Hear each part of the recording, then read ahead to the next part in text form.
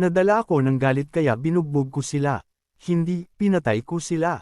Nag-imbito pa sila ng mga eksperto. Kung hindi ako lumaban, baka hindi na kita makita muli. Nang marinig ito, binigyan siya ni Luho ng nakakainis na tingin. Sino ang makakapanakit sa iyo nang hindi umaabot sa Divine Court Realm? Pagkatapos ay kinalkula niya ang oras at napagtanto na may mali. Dapat nakabalik na si Wang Fugi ngayon, ngunit walang senyales niya. Iniisip ito, nagsalita siya, hindi pa nakakabalik si Wang Fugi. Samahan mo akong maglakad-lakad. Nang marinig ito, sumang-ayon si Xiu Honor. Masunurin siyang sumunod sa kanya palabas. Sa sandaling ito, sa loob ng Yanwu Palace, ang ikalimang disipulo na si Xiaoyu ay nagpabalik-balik, naiinis. Ang ika-anim na disipulo na si Tianqin, nang makita ito, ay inaliw siya, huli na para magsisi ngayon. Maaari lamang tayong magpatuloy. Nang marinig ito, kumunat ang noo ni Xiaoyu at sumagot, Sister Tianqin, kung ginawa natin ito isang buwan na ang nakalipas, hindi ako mag-aalala. Ang matandang iyon ay palaging mainitan ang ulo. Ang kanyang mga aksyon ay makasarili, ngunit kamakailan ay nagbago ng malaki ang kanyang estilo. Nagkaroon ng interes si Tianqin, paano ito nagbago? Hindi ko masabi ng sigurado, ngunit malabo kong nararamdaman na lamambot ang kanyang mga pamamaraan. Ang kanyang ugali ay tila hindi na rin gaanong sumasabog. Baka nag-iisip lang ako ng sobra. Kidnapin mo ang mga miyembro ng pamilya Si, kakagat kaya siya. Humajijek si Tianqin, dahil sa ugali ng matandang iyon, malamang na hindi siya kakagat, ngunit ang ating junior sister ay dalisay ang puso. 5 taon pa lamang siyang malayo sa bahay. Kung malalaman niya ito, tiyak na babalik siya sa lungsod ng Anyan. Sa oras na iyon, sapat na ang pagkuha sa ating junior sister. Kapag iniwan ng matandang iyon ang bundok Jinting nang walang proteksyon ng ating 3 senior brothers at ang barrier, magkakaroon ako ng maraming paraan para maubos ang kanyang mga trump card. Nang marinig ito, lumiwanag ang mga mata ni Xiaoyu. Mabilis siyang nagtanong, paano mo mauubos ang kanyang mga trump card? Dahan-daang sinabi ni Tianqin, maraming sikat at matuwid na pamilya sa mundo. Marami ang nagdusa sa kanyang kamay. Kung ikakalat ko ang kanyang balita, ano sa tingin mo ang gagawin ng mga sikat na pamilya? Lalo na dahil si Luo Chongfeng ng Heavenly Sword Sect ay namatay sa kamay ng matandang iyon. Paano kung lahat sila ay natatakot? Hindi napigilan ni Xiaoyu ang manginig. Noong nakaraang pagkakataon, nasaksihan niya ang 10 dakilang eksperto at 10,000 kultibador na tumatakas sa takot. Marahil ang kanilang Panginoon lamang ang makakamit ang ganoong tagumpay sa mundo. Naisip na rin ito ni Tianqin. Naipaalam ko na sa 10 dakilang pamilya ang tungkol sa lihim na gamot ng matanda. Ang 9 na dakilang eksperto ay hindi mga tanga. Kapag naunawaan nila ang susi sa sitwasyong ito, babalik sila sa lalong madaling panahon. Habang nag-uusap sila, nagmadaling pumasok ang isang subordinate, nag-uulat sa Palace Master, nakatanggap kami ng balita mula sa Anyan. Ang Asher Dragon Association ay nilipol at ang token ng Imperial Army ay lumitaw sa lungsod ng Anyan. Hindi namin alam kung sino ang gumawa nito.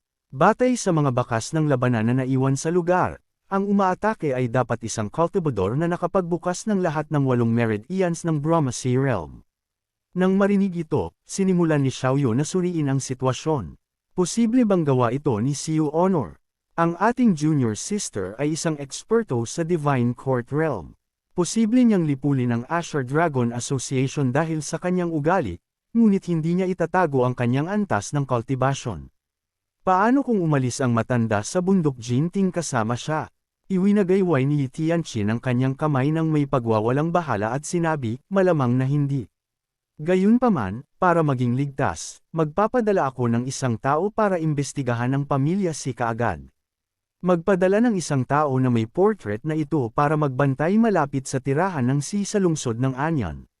Mag-ulat kaagad kung makakita ka ng anumang bakas ng dalawang ito. Tungkol sa token ng Imperial Army, hindi iyon mahalaga. Mayroon lamang 2 posibilidad, may nagpeke nito o narito ang emperador ngunit nagbalat kayo bilang ordinaryong tao. Gayunpaman, ang Great Yen ay pinahihirapan ng mga digmaan sa mga nakaraang taon, kaya hindi gagawa ang emperador ng ganoong mapanganib na bagay.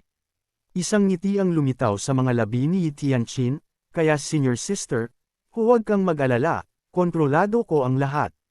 Samantala, si Luho at si Honor ay papunta sa tirahan. Tiningnan niya ito at nagbabala, si Honor, masyado kang nagpapakita. Baka naakit mo na ang atensyon ng mga tao. Mula ngayon, gagawin mo ang lahat ng sasabihin ko. Opo, Panginoon, masunarang sumagot si Honor. Honor, ano ang gagawin mo sa utak sa likod ng pagkidnap sa pamilya si kung mga senior brothers at sisters mo ito? Nang marinig ito, nag-aalangan si Honor na maniwala. Hindi, napakabait nila sa akin. Paano nila matitiis na kidnapin ang aking mga magulang? Umiling si Luho, masyado pa rin siyang walang muwang. Hindi nagtagal, dumating ang dalawa sa tirahan. Panginoon, kakatok ako sa pinto. Hindi na kailangan, sipin mo lang ito. Ang mga gwardya sa loob ng courtyard ay nagsasagawa ng kanilang pang-araw-araw na pagsasanay, ngunit sa sumunod na segundo, umalangaw-ngaw ang malakas na kalakbog ng sipin ng pinto. Isang matanda at isang batang figure ang lumitaw sa harap ng lahat. Tumagal ng ilang sandali bago nakapag-react ang mga gwardya. Paano ninyo nangangahas na sipin ang pinto ng tirahan ng moral? Pabagsakin ninyo sila. Nang marinig ito, iwinagayway ni Luho ang kanyang braso pasulong at dahan-daang sinabi, lumaban. Gusto ko ito. Si Honor, na binugbog ng kanyang Panginoon, ay naghahanap ng mapaglalagyan ng kanyang galit. Ito mismo ang gusto niya. Sumugod siya sa karamihan tulad ng kidlat. Nagpapadala ng mga gwardya sa paglipad sa bawat sipa, sa loob ng ilang sandali, napuno ng mga sigaw ang courtyard. Panginoon, hindi sila masyadong matibay, sabi ni Honor, bumabalik sa tabi ng kanyang Panginoon na may bahid ng pagkadismaya. Sumagot si Luho ng walang pakialam, isang eksperto sa Divine Court Realm na nambubuli sa isang grupo ng mga gwardya sa Quenched Body Realm, walang maipagmamalaki doon. Ang kaguluhan sa labas ay nakaakit ng atensyon ng mga tao sa loob. Nang makita ni Morong Hai, ang patriarka ng pamilya Fan, ang eksena, nanlamig ang kanyang mga mata. Nag-aalangan siyang nagtanong, sino kayo? Tiningnan siya ni Luho at nagtanong, nandito ba si Wong Fugi? Nang marinig ang pangalan, sumagot si Morong Hai ng may paghamak, si Wong Fugi ay inaresto dahil sa pagpeke ng military token at ibinigay sa mga autoridad. Bahagyang kumunat ang noo ni Luho, si Honor, ipaayos mo siyang magsalita. Opo, Panginoon, masayang sabi ni Honor, inilalapit ang mukha ng lalaki sa harapan. Nakita ito ng ilang tao at kinuha ang kanilang mga sandata, sabik na lumaban. Saan ka nanggaling, ikaw naligaw na babae? Ngunit pagkasabi ng mga salita, biglang lumaki ang kanyang mga mata sa hindi makapaniwala. Si Honor ay naglalabas na ngayon ng mga bugzo ng malakas na hangin mula sa kanyang katawan, pinipilit ang ilang tao na humiga sa lupa, hindi makagalaw sa ilalim ng malabagyong pressure na ito. Ano, isa pala siyang eksperto sa Brahmasi Realm na may 8 married eons. Napagtanto ang panganib, hindi mapigilan ni Morong Hai ang pagpapawis sa takot. Tila mas matibay ka sa mga bagbog, sabi ni Honor at akmang magbibigay ng isa pang suntok. Agad na itinaas ni Morong Hai ang kanyang mga kamay at nagmakaawa ng awa, huwag, huwag. Ayos lang si Wong Fugi, ilalabas ko siya kaagad. Hindi nagtagal, isang bagbog at pasa na si Wong Fugi ang dinala sa kanilang harapan. Tiningnan siya ni Honor at agad na hindi nasiyahan. Kinuyam niya ang kanyang maliit na kamao, malamig na sumanghal, sino ang bumugbog kay Wong Fugi?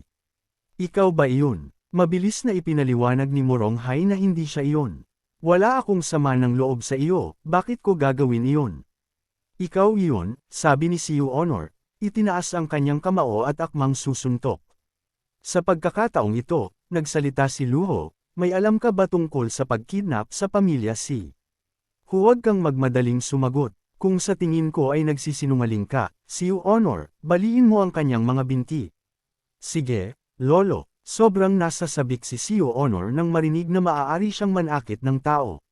Mabilis na sumang-ayon si Morong Hai at sinabi sa kanila ang lahat ng kanyang nalalaman.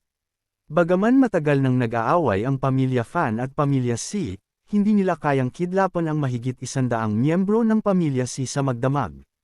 Ang makapangyarihang puwersang ito ay may suporta ng makapangyarihang cultivador. Matanda, makinig ka sa payo ko, huwag mong pukawin ang mga taong iyon. Nang marinig ito, lumiwanag ang mga mata ni Luho, kilala mo ba sila? Hindi masyadong malinaw, ngunit alam ko na ang mga cultivador na ito ay may kinalaman sa bundok Jinting. Alam mo ba ang tungkol sa bundok Jinting?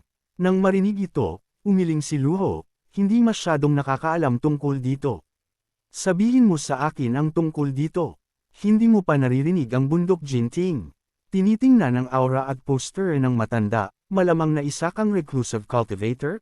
Ang uri ng practitioner na hiwalay sa mundo, tama. Tinapos ni Moronghai ang kanyang hula at nagpatuloy sa pagsasalita, ang bundok Jinting ay tahanan ng isang demonic ancestor na may 9 na disipulo sa ilalim ng kanyang utos. Ang bawat isa sa kanila ay isang sikat na demonyo sa mundo. Ang grupo ng mga cultivador na kumidnap sa pamilya C ay malamang na konektado sa ilan sa mga demonyo mula sa bundok Jinting. Pumapatay sila ng walang kurap at lubos na masama. Nakikita ko na mabait ang mukha ng matanda at mabait sa mga tao, huwag mo silang pukawin. Nang marinig ito, hindi napigilan ni Siu Honor ang pagtawa, na nagdulot ng kawalan ng magawa kay Luho, anong nakakatawa sa ganoong seryosong paksa. Hayaan mo na siya, magpatuloy ka sa pagsasalita. Tumigil si Moronghai at nagpatuloy sa pagsasalita, ang Lakeside Gang ay talagang isang hindi umiiral na gang. 2 araw bago ang pagkidnap sa pamilya C, nag-scout sila sa Anyon at gumamit ng higit sa 30 tao. Nang marinig ito, medyo naguluhan si Luho, paano mo nalaman? Kung ang kabilang partido ay isang peking sekta, ang kanilang layunin ay hindi makilala, ngunit ipinaalam nila sa pamilya Fan ng ganoon kadali, hindi ba't ito ay salungat. Nang marinig ito, nagpakita ng kahihiyan ang mukha ni Moronghai, para sabihin sa iyo ang totoo. Kabilang sa mga bihag na kinuha ay mayroon ding mga tao mula sa aking pamilya Fan. Matanda, maawa ka. Nangangako ako na mula ngayon, hindi na ako magiging kaaway ng pamilya C. Matapos marinig ito, dahan daw ang tumalikod si Luho, isang huling tanong, matutunton mo ba ang mga bihag? Nag-alinlangan si Moronghai, nauuto at hindi sigurado, hanggang sa makita niya ang malamig na titig ng kabilang partido, sa wakas ay tapat siyang sumagot, oo, kaya ko. Bumalik ka, isama mo siya, at huwag mong kalimutan ang military token, sabi ni Luho at tumigil sa pananatili, tinawag si Siu Honor para umalis. Ang ganda ng dragon pattern na ito. Kinuha ni Siu Honor ang token mula sa kamay ni Moronghai at pinaglaruan ito sandali. Ipinaliwanag ni Luho, ito ang eksklusibong dragon pattern ng military token ng Imperial Army, ang tanging simbolo para matukoy ang pagiging tunay nito. Itago mo ito at huwag masyadong magpakita. Ang token ay totoo. Natakot si Moronghai kaya nabasa niya ang kanyang sarili. Siu Honor, bukas ng umaga, isama mo si Moronghai para iligtas ang iyong mga kamag-anak. Nang marinig ang mga salita ng kanyang Panginoon, nagmadaling sumunod si Siu Honor. Mabilis na lumipas ang oras at gabi na nang bumalik si Luho sa mansyon ng C. Dahil walang magawa, sinimulan niyang gamitin ang system para mag-draw ng mga reward. Sa pagkakataong ito, gumastos siya ng 50 merit points at nakatanggap ng 3 reversal cards. Bagaman masaya siya, medyo naramdaman niyang dinaya siya ng system. Ang mga sumunod na draws ay nagresulta sa "Thank you for your patronage" na nagpabigo sa kanya muli. Nakaka-addict ito, dapat kong pigilan ang sarili ko sa pag-draw. Kung mag-draw ako ng 10 beses at walang makuhang isang reversal card, talo pa rin ako. Pagkatapos ay ginamit niya ang lahat ng 3 reversal cards. Bilang resulta, ang kanyang natitirang habang buhay ay 5,507 araw.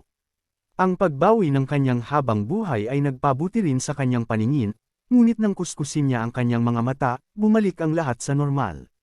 Ano ang nangyayari? Naguluhan si Luho. Posible bang ang pambihirang kapangyarihan mula sa 3 volume ng Heaven Writing?